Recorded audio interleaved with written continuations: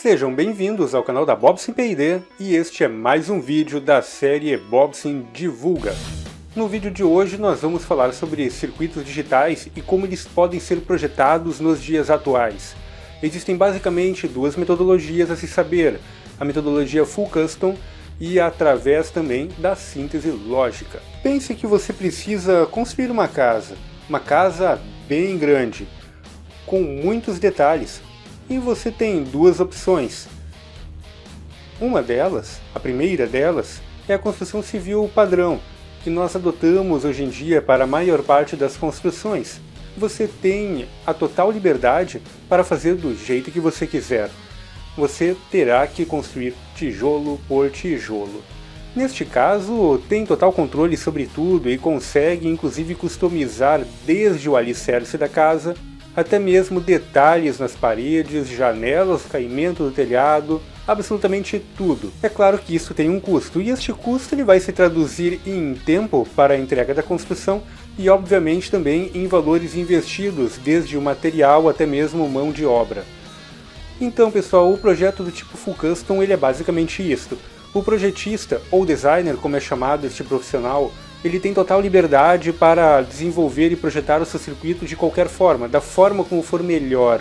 Ele irá lidar com a construção transistor por transistor, desenvolvendo então cada uma das células lógicas adotadas no projeto. É da mesma forma que um arquiteto. O arquiteto ele necessita saber todas as especificações para projetar melhor essa casa. Então o arquiteto vai estudar a resistência de todos os materiais envolvidos e como ele pode utilizar estes materiais da melhor forma possível para então projetar a sua casa. Sendo assim, o tempo de projeto ele se torna gigantesco, né? Imaginem vocês construindo uma mansão e tendo que levantar tijolo por tijolo.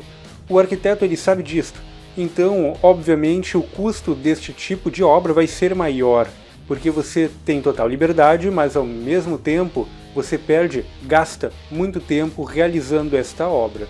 Então é mais ou menos da mesma forma que ocorre com o desenvolvimento de circuitos.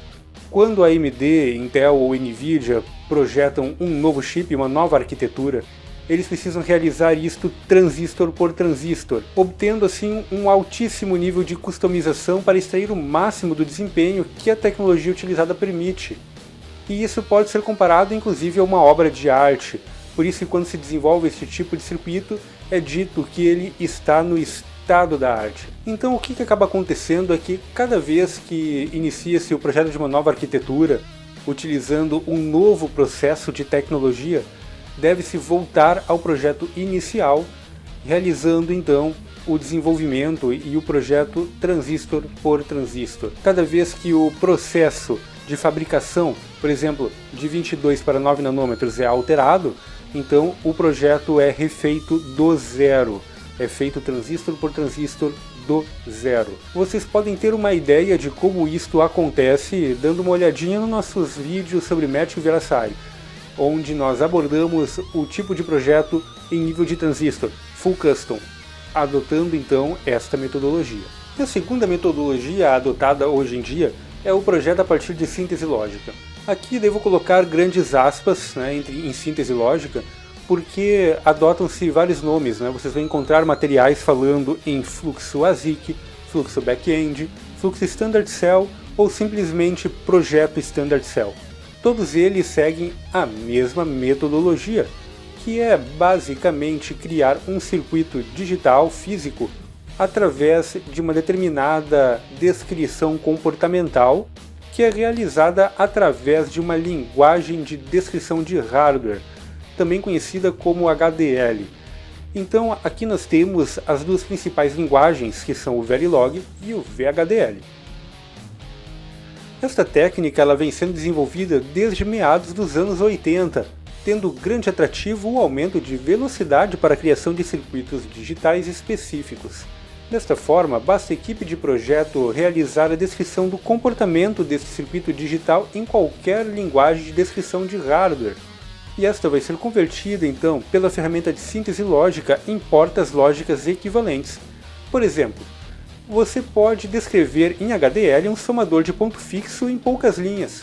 Este somador será transformado em um somador equivalente em portas lógicas, que posteriormente será convertido em transistores pela ferramenta de síntese lógica. Mas como é que isso acontece? Não é por magia. Vamos voltar ao exemplo da casa. Digamos que você possui novamente uma casa para fabricar, mas o seu tempo e dinheiro não é lá muito grande. Você pode optar por utilizar uma técnica de construção pré-moldada, semelhante a um Lego. Você recebe as peças e estas peças vão sendo encaixadas até que sua casa esteja pronta. O tempo de construção vai reduzir drasticamente.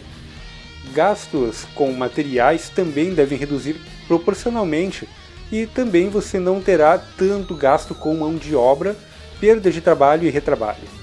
Porém, você perde a possibilidade de mudar o caimento do telhado ou alterar o tipo de janela. Você acaba ficando um pouco mais engessado. Ou seja, é o terror de todo arquiteto. Você fica preso ao que é fornecido pelo fabricante das peças, não tendo muita abertura para customização. Em outras palavras, você troca a possibilidade de total customização e melhor aproveitamento do espaço por maior velocidade e menor custo. E basicamente é isto, não existe almoço grátis. Ao utilizar este método, você recebe um pacote de células standard, desenvolvidas pela fábrica onde você irá realizar a produção do seu chip. Utilizando uma ferramenta de back-end, e aqui podemos citar o Cadence RTL Compiler e o Cadence Encounter, você transforma o código HDL em portas lógicas e, posteriormente, estas portas lógicas são traduzidas através de um processo chamado de mapeamento tecnológico. Este processo de mapeamento tecnológico vai pegar aquilo que já foi convertido em portas lógicas básicas e vai comparar com o que você tem nas portas standard fornecidas pela fábrica, convertendo então aquele projeto em portas lógicas para o equivalente tecnológico que a tecnologia, no caso da fábrica, lhe fornece. E assim, a própria ferramenta vai realizar o roteamento e a interligação de todas essas partes e o escalonamento correto das portas lógicas com base naquilo que é fornecido pela fábrica. Este é um processo longo e muito rígido, com diversas etapas a serem cumpridas e muita, mas muita verificação no meio do caminho. Mas muito disto é automático. Neste vídeo nós não vamos falar sobre o fluxo ASIC ou fluxo back-end, como preferir. Vamos deixar isto para outro vídeo no futuro, mas é importante destacar que o mesmo fluxo adotado para projeto de ASIC com Standard Cell, no caso a fabricação de um chip que vai para a fábrica, também é adotado em FPGAs. A diferença é que o FPGA ele já possui uma estrutura pronta e fixa, né? Ela já está lá dentro e você não tem como mudar ela. Assim como todas as etapas do processo também são automáticas e independem do projetista. A propósito, é bom ressaltar isto, né? O FPGA ele não roda código, como um processador, por exemplo. O FPGA ele é constituído de uma matriz de células lógicas que já estão lá dentro em silício e uma malha de interligação, basicamente constituído de uma quantidade absurda de multiplexadores e chips DSPs. Quando você roda a síntese lógica no FPGA, na ferramenta, por exemplo o Vivado ou o Wise, a ferramenta ela vai converter aquele código HDL que você possui no equivalente em portas lógicas e posteriormente implementa sobre os componentes que estão disponíveis no FPGA, configurando as rotas na malha de interligação. Então no FPGA acaba criando um circuito lógico exatamente como se estivesse em silício, né, num chip em silício ou um ASIC. E este circuito ele roda em paralelo a depender da forma como você descreveu, necessitando então ter muito cuidado na hora de projetar todas as etapas do circuito. Fique ligado no canal da BobSimPD, pois em breve vamos abordar o assunto de síntese lógica falando sobre High Level Synthesis, HLS, que é a conversão de C para HDL e a implementação dele em FPGAs.